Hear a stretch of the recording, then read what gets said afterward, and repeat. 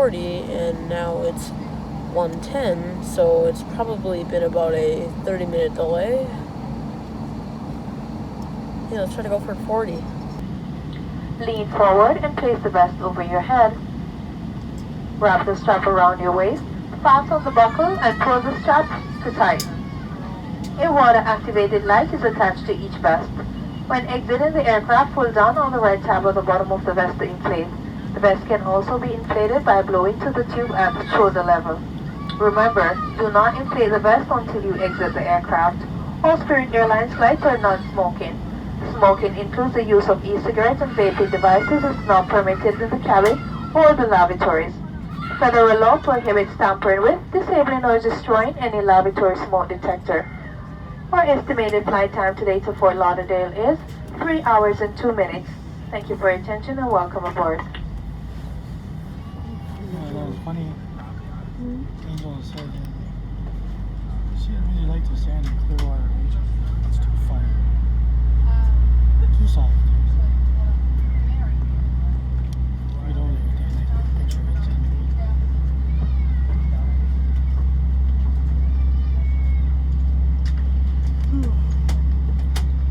Ladies and gentlemen, in just a few moments we will be dimming the cabin lighting. There is a flight attendant call button above your head as well as your personal light and air vents.